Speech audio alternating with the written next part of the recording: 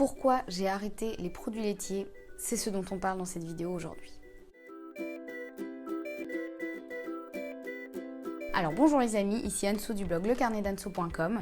On se retrouve aujourd'hui donc dans une vidéo un peu spéciale qui va être peut-être un peu plus longue, donc je vous conseille de peut-être mettre pause, aller vous préparer une tasse de thé, vous installer tranquillement. Parce qu'aujourd'hui on va parler d'un sujet parfois un peu touchy mais qui me tient à cœur et qui est pourquoi j'ai arrêté les produits laitiers. Parce que c'est souvent ce qu'on me demande quand je dis que je suis végane. Autant arrêter la viande, les gens comprennent généralement et voilà, ils comprennent que c'est juste parce qu'on n'a pas envie de cautionner le fait de tuer un animal. Ils me disent oui mais le lait finalement, les produits laitiers, enfin voilà, les vaches de toute façon elles font du lait etc. Donc pourquoi arrêter? Je n'en peux plus des scooters, je n'en peux plus. Et les voitures non plus. Donc effectivement c'est une vraie question et voilà, je vais essayer de faire cette vidéo sans image choc, enfin en tout cas je n'incrusterai pas d'image choc dans cette vidéo, ça vous pouvez en être sûr, et je vais essayer d'employer des termes qui ne vont pas choquer les oreilles sensibles, même s'il y a un moment il faut quand même parler de cette réalité qui est l'industrie laitière. Mais pour commencer déjà, en fait je me suis rendu compte que beaucoup de gens ne savent pas exactement d'où vient le lait, enfin on sait qu'il vient de la vache, mais moi-même, avant de devenir végane, je pensais très naïvement que les vaches produisaient du lait tout le temps. C'est-à-dire que c'était leur métier un peu, que c'était leur nature même, qu'une vache, ça produit du lait, quoi. C'est fait pour ça, donc ça produit du lait.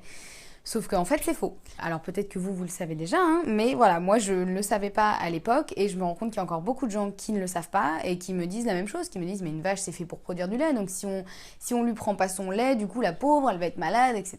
Et on lui rend service en fait en lui prenant son lait. Donc c'est faux pour deux raisons. La première, c'est que la vache, en fait, c'est un mammifère, tout comme les chiens, tout comme les humains, tout comme les souris, enfin voilà, c'est un mammifère, c'est-à-dire qu'elle allaite son petit, premier élément.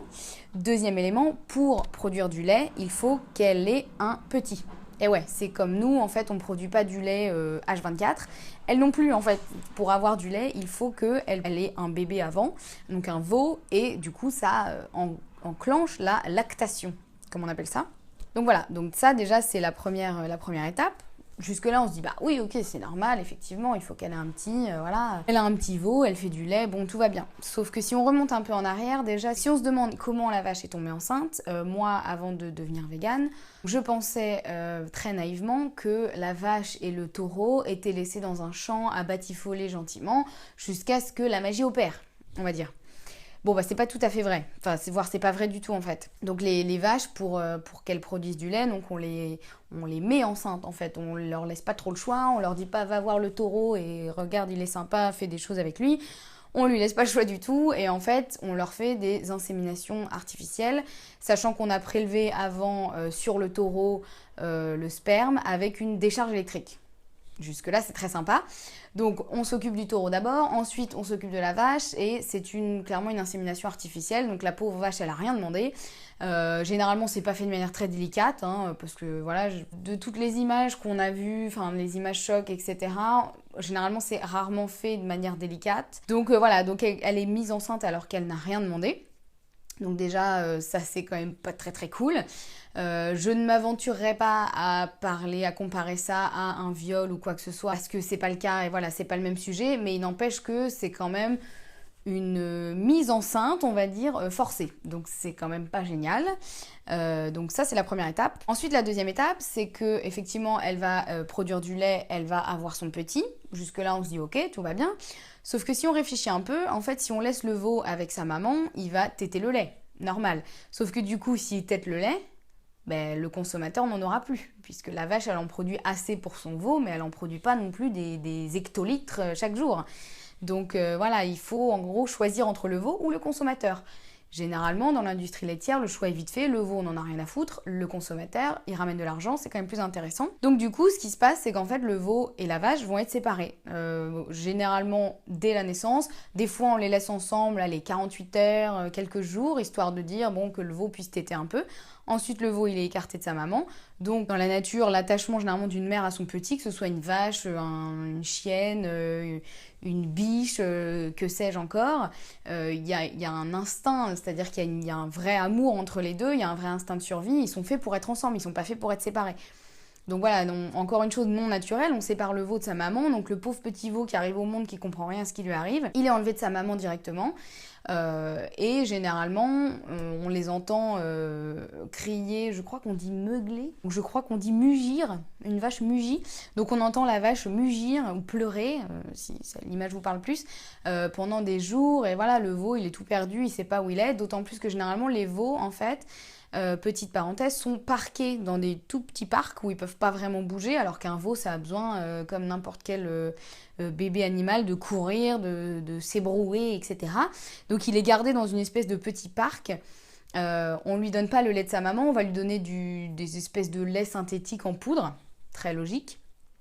Et en plus de ça, je ne sais pas si vous avez déjà remarqué, mais la viande de veau, généralement, elle est rosée, elle n'est pas rouge comme la viande de bœuf.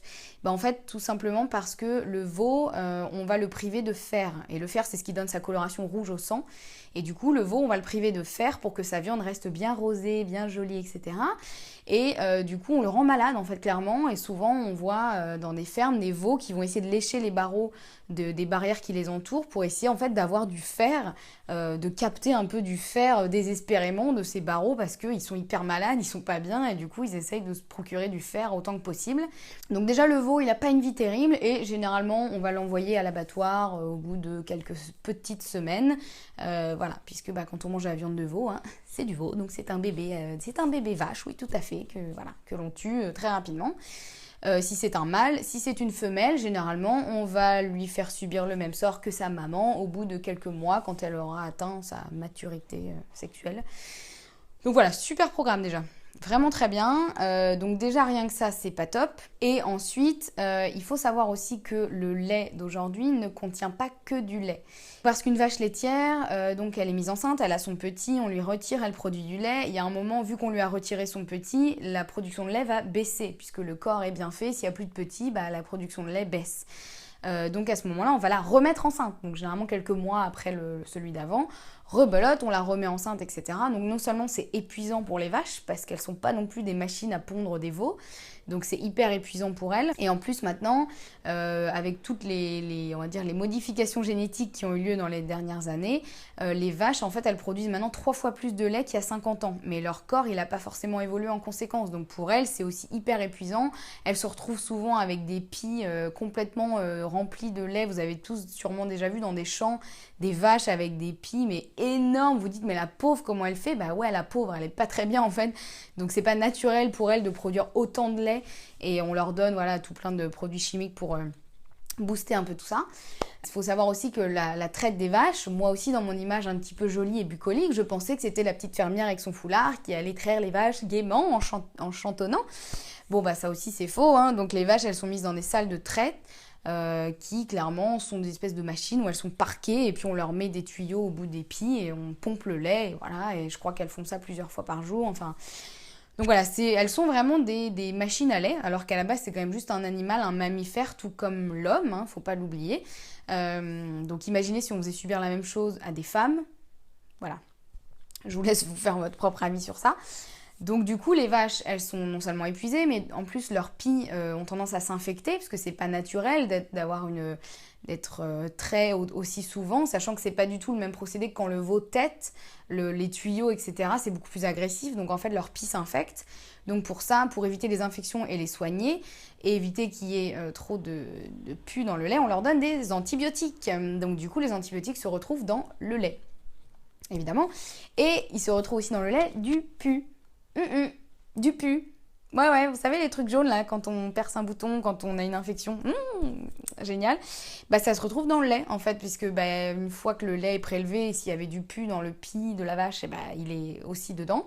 On peut pas les séparer, donc ok le lait est pasteurisé, donc il est désinfecté, mais le pus est quand même là. C'est-à-dire que vous buvez quand même du pus quand vous buvez du lait. Donc alors après c'est des quantités évidemment, il n'y a pas moitié de pus, moitié de lait, mais maintenant, la loi tolère, on va dire l'équivalent d'une petite goutte de pus par verre de lait. Voilà, un petit peu de pus avec le lait, c'est délicieux, c'est génial. Voilà, donc le lait, c'est un espèce de cocktail d'antibiotiques, de pus, voilà, ça c'est super. Et il faut savoir qu'au bout de 4 à 6 ans en général, Les vaches, en fait, elles sont épuisées physiquement de ce rythme de machine à produire des veaux et du lait. Et généralement, elles s'effondrent. Mais vraiment, littéralement. C'est-à-dire que vraiment, elles ne tiennent plus debout. Et certaines vaches, on est obligé de les traîner jusqu'à l'abattoir avec des grosses pelleteuses là, qui viennent les chercher parce qu'elles peuvent même plus marcher tellement elles sont épuisées physiquement et moralement aussi. Parce que les pauvres, ça a beau être un animal, elles ont quand même des sentiments, elles ressentent des choses. Et à chaque fois, elles sont séparées de leur bébé, etc. Donc voilà, c'est pas, on va dire, c'est pas une vie géniale. Et finalement, elles vont être emmenées à l'abattoir pour produire de la viande. Donc voilà, elles sont utilisées finalement pour ça. Donc c'est pour ça que quand les gens me disent oui, mais ok, tu manges pas de viande, d'accord, mais le lait, ouais, mais finalement le lait, en fait, les vaches laitières sont destinées à être mangées à la fin. Donc manger des produits laitiers, c'est aussi cautionner ce système du fait que les vaches vont d'abord être utilisées, vivre une vie d'enfer, et ensuite être emmenées à l'abattoir pour servir de steak. Voilà une des raisons pour lesquelles je ne mange plus de produits laitiers, parce que je trouve que c'est vraiment leur faire vivre un enfer, que ce soit aux vaches et aux veaux, qui se retrouvent dans des conditions absolument horribles pour tout ça, pour produire du lait, des yaourts, des fromages. Alors le fromage, c'est délicieux, on est d'accord, mais voilà, après c'est une question de choix, et j'ai choisi moi justement de m'en priver et de ne pas cautionner ce système de l'industrie laitière.